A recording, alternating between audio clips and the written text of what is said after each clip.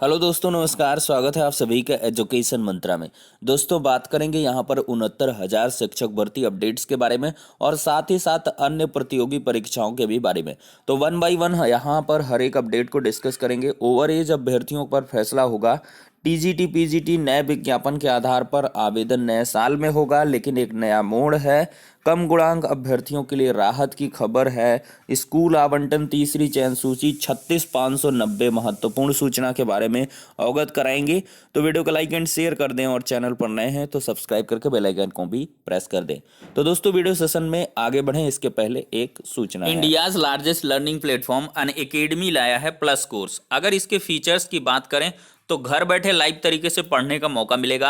Unlimited access होगा सारे courses का। प्रैक्टिस सेट प्रोवाइड होगी। बैच कोर्सेज अवेलेबल होंगे। मेंटरशिप गाइडेंस मिलेगी। एग्जॉस्टिव कवरेज होगा पूरे सिलेबस का। रेगुलर डाउट क्लियरिंग सेशन होगा। आंसर राइटिंग सेशन होगा। लाइव टेस्ट सीरीज मिलेगी। स्टडी मटेरियल पीडीएफ फॉर्मेट में मिलेगा।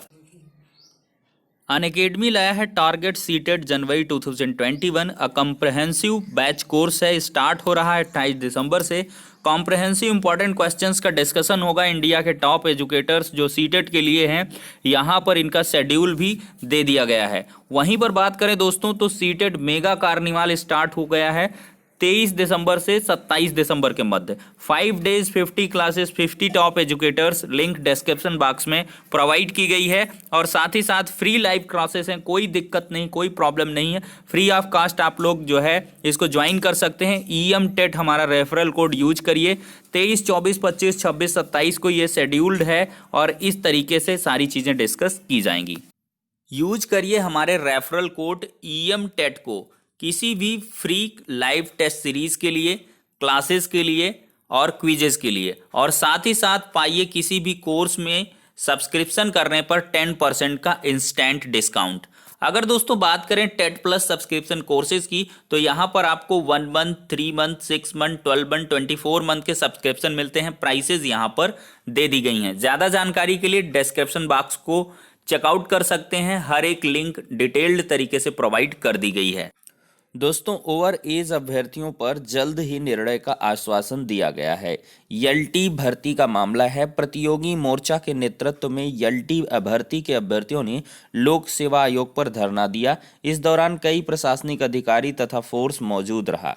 आयोग की तरफ से मीडिया प्रभारी पुष्पर श्रीवास्तव ने मोर्चा संघ विक्की खान, संयोजक जो हैं अनिल उपाध्यक्ष से वार्ता की। मीडिया प्रभारी ने बताया कि हिंदी और सामाजिक विज्ञान की फाइलें अतिशीघ्र निदेशालय भेज दी जाएंगी। हिंदी विषय में संस्कृत की अनिवार्यता से संबंधित उपजे प्रकरण पर शासन स्तर पर बातचीत चल रही है और बहुत जल्द ही इसका निपटारा कर दिया जाएगा। इसी प्रकार ओवर एज हो चुके अभ्यर्थियों पर भी जल्द ही निर्णय लिया जाएगा। देख लीजिए, प्रतीक्षा सूची पर उन्होंने कहा कि सभी 15 विषयों की ज्वाइनिंग होने के कुछ माह बाद आयोग स्वतः प्रतीक्षा सूची जारी करेगा। 12 विषयों की औपबंधिक रूप से रुकी हुई समस्त फाइलें, जिसमें अनुसूचित जनजाति की फाइलें भी शामिल हैं, वह सब गोपन विभाग में सत्यापन के लिए भेजी गई हैं। तो यहाँ पर देख लीजिए, प्रतीक्षा सूची जल्द जारी करने के लिए बात कही गई है। अब देख लीजिए, यहाँ पर PCS 2019 का इंटरव्यू अब 26 जनवरी के बाद होगा। सिविल सेवा मुख्य परीक्षा के कारण UPPSC बाद में कराएगा साक्षात्कार। PCS मेंस 2020 के अभ्यर्थियों के लिए नहीं बढ़ सकेंगे चयन के अवसर। देखिए दोस्तों, चयन बोर्ड तदर्थ शिक्षकों को परीक्षा से राहत के आसार नहीं। यहाँ पर तदर्थ शिक्षक लगातार बिना परीक्षा के नियुक्ति की मांग कर रहे हैं और उसको राहत के जो आसार हैं नहीं दिख रहे हैं। देख लीजिए, चयन बोर्ड की लिखित परीक्षा में पहली बार तदर्थ शिक्षकों का शामिल होना है। संशोधित विज्ञापन जल्द जारी होने के संकेत हैं, यहाँ पर साफ साफ देखें। और नए साल में ऑनलाइन आवेदन शुरू होंगे। स्पष्ट है कि नए साल में नए जो ऑनलाइन आवेदन है वो शुरू हो जाएंगे और जो नया संशोधित विज्ञापन है वो बहुत जल्द जारी होने वाला है। इसी वर्किंग वीक में आपका विज्ञापन आ जाएगा। TGT PGT 2020 का संशोधित विज्ञापन इसी में आ जाएगा। बायोलॉजी को लेकर भी आपको बहुत सारी चीज़ें देखने के लिए मिलेंगी, बायोलॉजी को भी सम्मिलित किया जाएगा। बहुत सारे अभ्यर्थी कमेंट के माध्यम से पूछते रहते हैं सर बायोलॉजी के बारे में क्या है, तो दोस्तों बायोलॉजी के लिए ही यहाँ पर ये तामझाम किया गया है, विज्ञापन निरस्त किया गया है, तो क्यों नहीं उसको शामिल किया जाएगा। अब देखिए, शिक्षक नेता तदर्थ को बड़ी राहत दिलाने के लिए सरकार पर दबाव बना रहे हैं। उन्हें परीक्षा में शामिल होने से रोकने की मांग तो हो रही, लेकिन चयन बोर्ड इन शिक्षकों को विशेष राहत देने की तैयारी में है, लेकिन परीक्षा से छूट मिलने के आसार नहीं है। आपको विशेष राहत तो मिलेगी, लेकिन परीक्षा में छूट असंभव है। देखिए, चयन बोर्ड ने 29 अक्टूबर को प्रवक्ता और प्रशिक्षित स्नातक शिक्षक भर्ती 2020 का विज्ञापन जारी किया था। 15,508 पदों के लिए आवेदन शुरू हुए। विज्ञापन में तदर्थ शिक्षकों को मूल्यांकन में प्रतियोगियों से कम अंक देने का प्राविधान किया था। शासन ने तदर्थ शिक्षकों को विशेष महत्व देने का निर्देश दिया। उन्हें भारांक अधिकतम 35 अंक दिया जाना है। चर्चा है कि इसे बढ़ाया जा सकता है, हालांकि प्रतियोगी इसका विरोध कर रहे हैं। उनकी मांग है कि भारांक अधिकतम 20 अंक का हो। ऐसे में भारांक पूर्व विज्ञापन के समान ही हो सकता है। शिक्षक एमएलसी ध्रुव त्रिपाठी ने उप मुख्यमंत्री को पत्र भेजकर शिक्षकों को परीक्षा में शामिल न करने की गुहार लगाई है। उन्होंने सरकार को 3 बिंदु सुझाए हैं, जिनके माध्यम से तदर्थ शिक्षकों को बिना परीक्षा में शामिल किए नियमित किया जा सकता है। तो यहाँ पर देखते हैं दोस्तों क्या कुछ होता है, लेकिन तदर्थ शिक्षकों को लेकर एक बार फिर से टीजीटी पीजीटी 2020 में नया मोड़ आ चुका है। अब दोस्तों यहाँ पर हम बात कर लेंगे कार्यालय जिला एवं शिक्षा प्रशिक्षण संस्थान जौनपुर से। यह लेटर जारी हुआ है। 36,590 अभ्यर्थियों के लिए महत्वपूर्ण सूचना है। फेज 2 का जो ओरिएंटेशन कार्यक्रम है 28 दिसंबर से 23 जनवरी के मध्य आयोजित होगा। 9:30 बजे से 4:30 बजे के मध्य 30 शिक्षकों का बैच बनाकर आपकी जो काउंसलिंग है वो मतलब प्रथम फेज के अवसर शिक्षकों को भी इसमें प्रतिभाग करवा दिया जाएगा। तो फिलहाल के लिए ये अपडेट हो जाती है 36,590 के लिए। तो आप लोगों का ओरिएंटेशन जो प्रोग्राम है वो दोस्तों लगातार स्टार्ट हो गया है। हर एक जनपद में विभिन्न माध्यमों के माध्यम से आपको सूचना प्राप्त हो रही हो।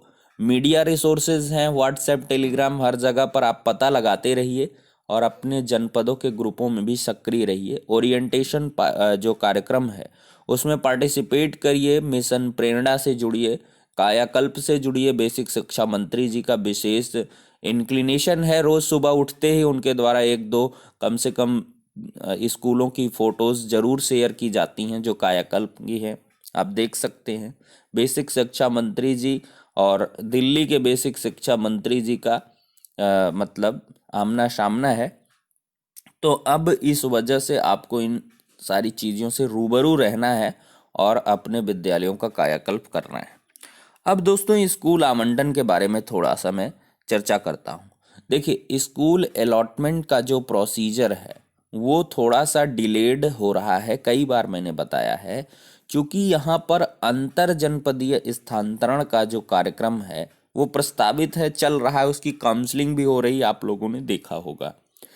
तो डिसलोकेशन होगा, एक जिले से दूसरे जिले पर टीचर्स का आवागमन होगा, तो इससे पदों की जो स्थिति है वो स्पष्ट नहीं हो पाएगी अगर अभी से अलॉटमेंट कर दिया जाएगा।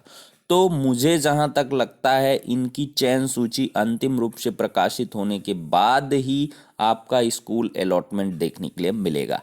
31 दिसंबर तक इनकी चयन सूची प्रकाशित हो जानी है कि किसका कहाँ किस जिले में हुआ, और इसके बाद काउंसलिंग हो रही है, तब ये कार्यक्रम खत्म हो जाएगा।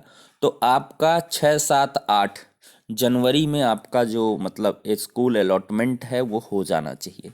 जो मैंने कई बार आपको बताया है 10 जनवरी तक का इंतज़ार करिए। नए साल में ही होगा, इधर नहीं हो पाएगा, ये डेड श्योर है।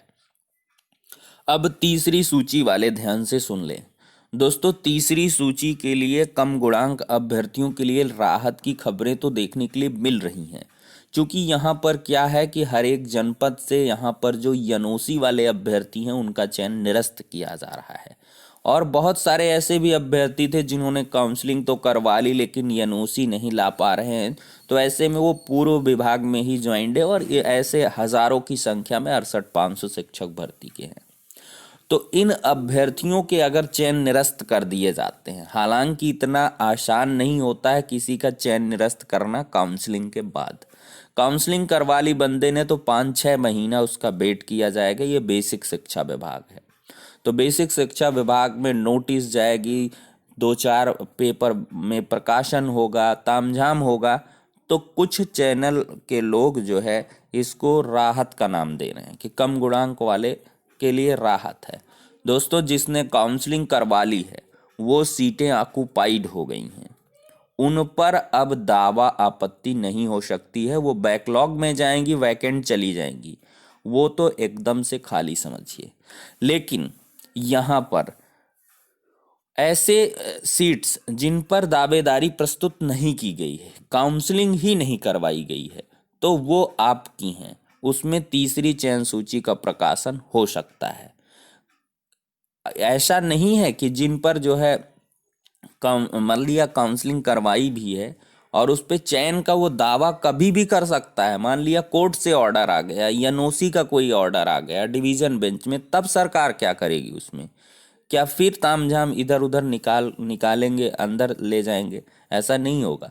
तो उन सीटों को गवर्नमेंट के द्वारा टच ही नहीं किया जाएगा। तो ऐसी अफवाहबाजी या गोलगप्पे के चक्कर में ना फंसें जिनके द्वारा भी ऐसा बताया जा रहा है। ज्ञान की कमी है दोस्तों।